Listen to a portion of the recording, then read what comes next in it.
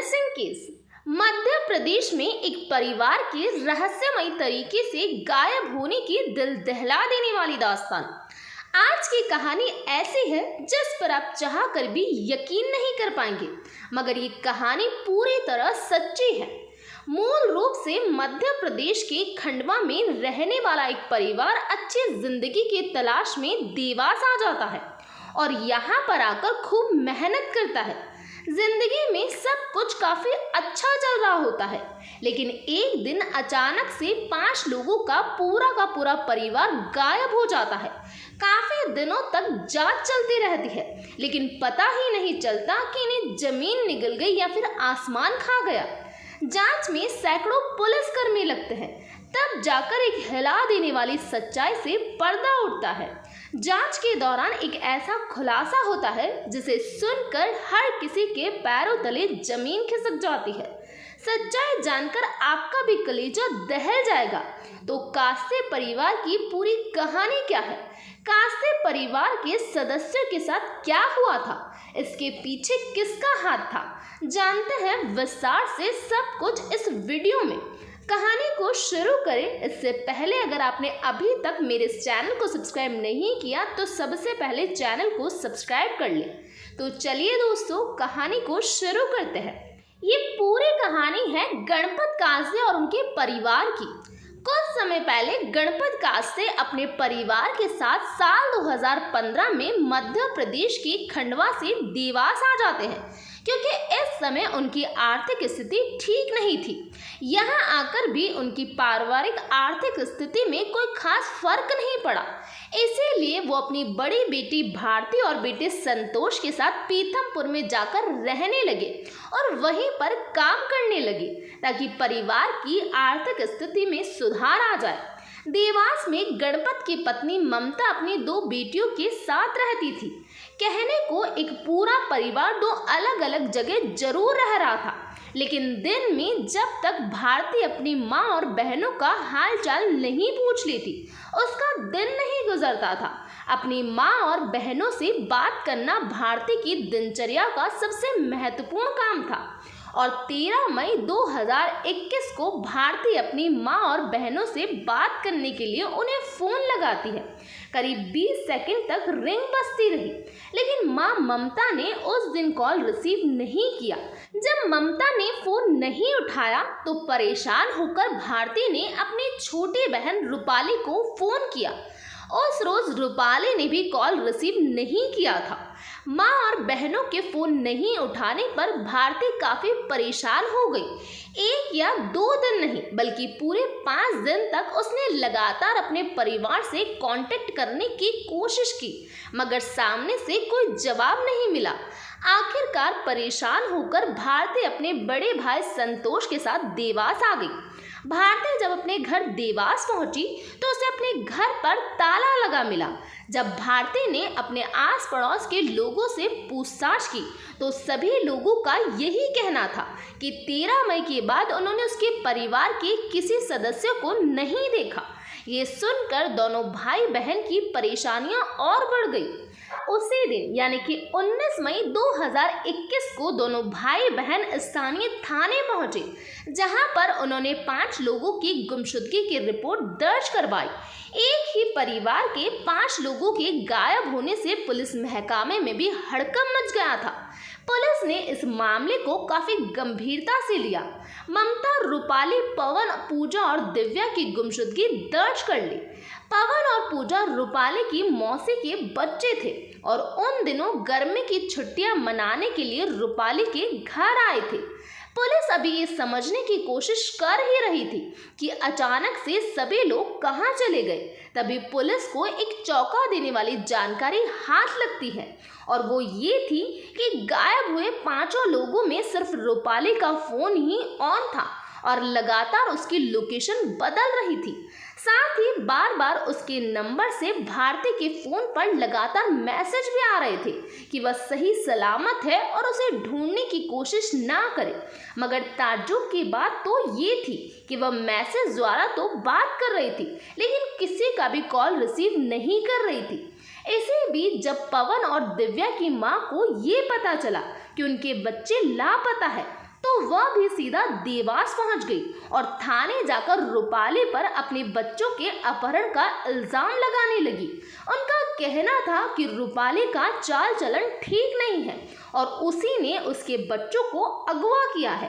Police को ये मामला उलझता हुआ नजर आया, इसीलिए उन्होंने सबसे पहले परिवार के सभी लोगों की कुंडली को खंगालना शुरू कर दिया, जिनमें सबसे पहले रूपाली की कॉल डिटेल निकलवाई गई।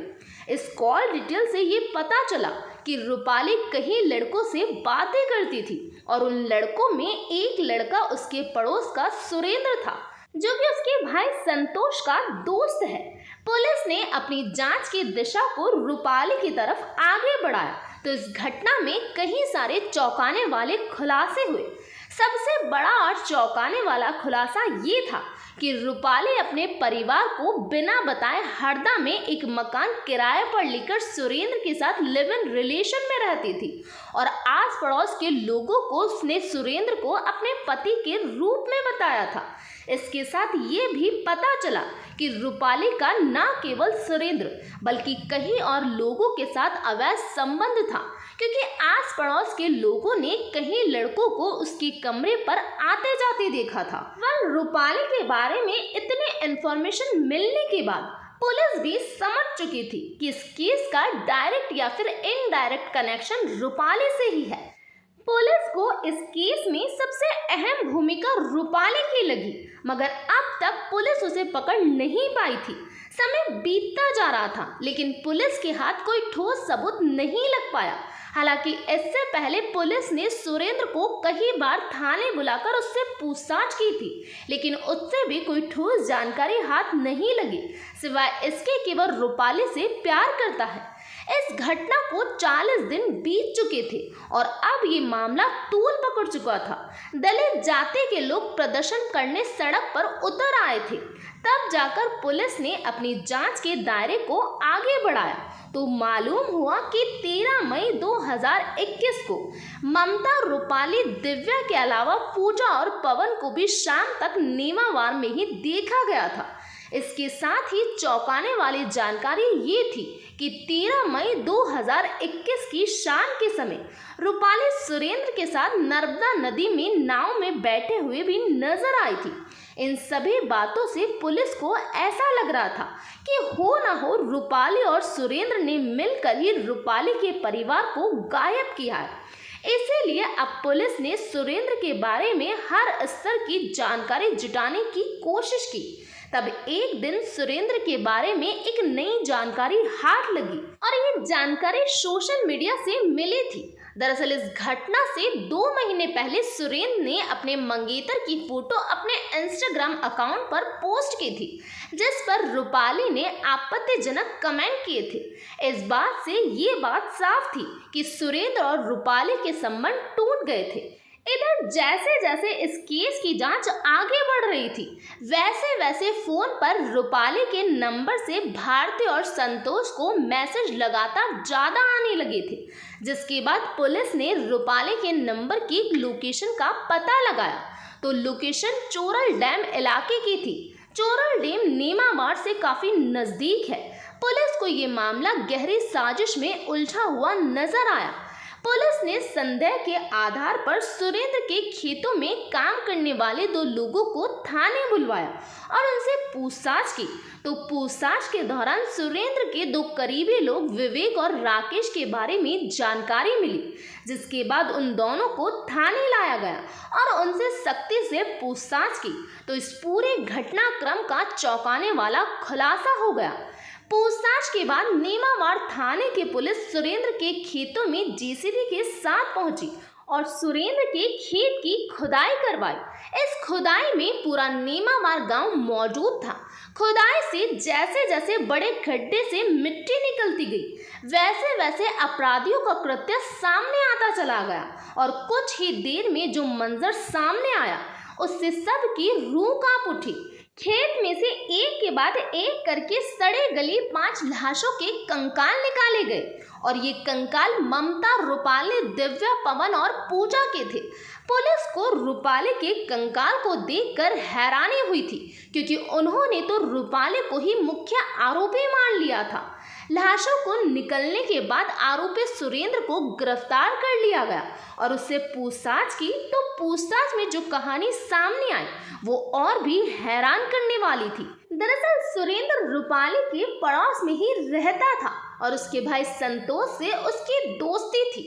परिवार की आर्थिक स्थिति ठीक नहीं होने के चलते रूपाली के पिता, भाई और बहन दूसरी जगह रहने लगे।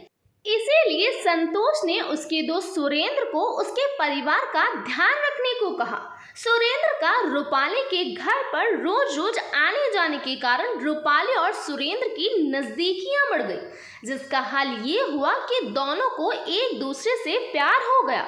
इस प्यार में सुरेंद्र ने रूपाली से शादी का वादा भी किया, जिसे रूपाली सच मान बैठी।